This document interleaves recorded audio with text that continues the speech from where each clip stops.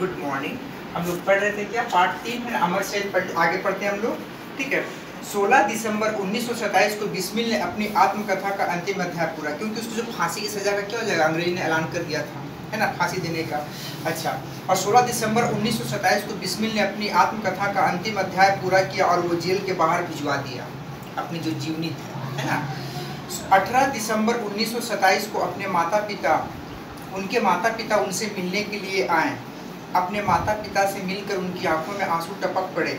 इस पर उसकी माँ उनकी वीर माता ने कहा, मैं तो समझती थी कि तुमने अपने पर विजय पाई है, किंतु यहाँ तो तुम्हारी कुछ और ही दशा है। जब उसे फांसी की सजा हुई तो क्या 18 दिसंबर 1927 को उनके माता पिता उनसे मिलने के लिए आए, राम प्रसाद बिस्मिल से।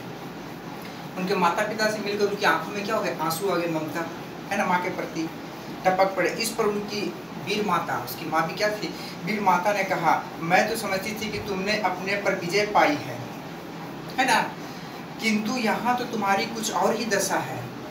तुम्हारे आंख में आंसू, तुम इतने वीर, मतलब इतने वीर क्रांतिकारी हो, तुम्हारे आंख में आंसू। उसकी माँ को देख के क्या लगा, बहुत ही मैंने आश्चर्य हुई, ठीक है, आश्चर्य हुआ। अच्छा, किंतु यहाँ तो तुम्हारी कुछ और ही दशा है। जीवन पर्यंत देश के लिए आंसू बहाकर अब अंतिम समय में तुम मेरे लिए रोने बैठे हो। अब देश के लिए तुम इतने बड़े कुर्बानी देने जा रहे हो और ये अंतिम समय में तुम्हारे आंख में आंसू, ये तुम्हें शोभा नहीं देती। उसकी माँ ने कहा, सोचिए माँ का हृदय कैसा होगा, है ना। रोने बैठे हो, इस कायरता से अब क्या होगा। तुम्हें वीर की भांति हंसते हुए प्राण देते देखकर मैं अपने आप को धन्य समझूंगी, है ना। उसकी माँ कहती है, इस कायरता से अब क्या होगा, इस कायरता से अब क्या होगा। तुम्हें वीर की भांति हंसते हुए अपने प्राण, तुम जो फांसी में लटकने जा रहे हो, अपने क्या हंसते हंसते जाके अपने प्राण को क्या निछावर कर दो, है ना।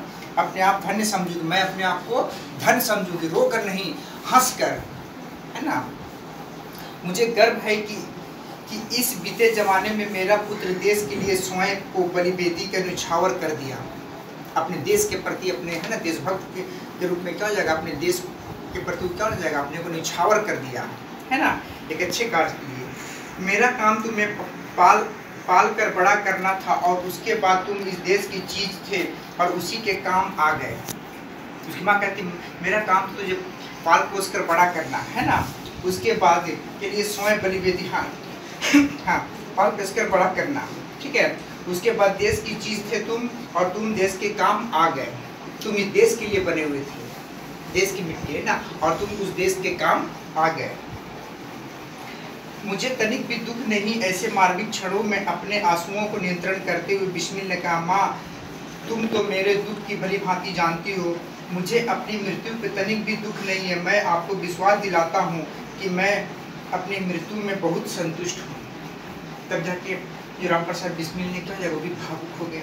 उन्होंने कहा, मुझे माँ अपनी क्या जगह आंसुओं, है ना, माँ तुम मेरे दुख की भांति जानती हो, मेरे दुख की भांति तुम भली भांति जानती हो, है ना। मुझे अपनी मृत्यु में तनिक भी दुख नहीं, मुझे अपनी मृत्यु के लिए क्या हो जाएगा, मुझे तनिक भी दुख नहीं।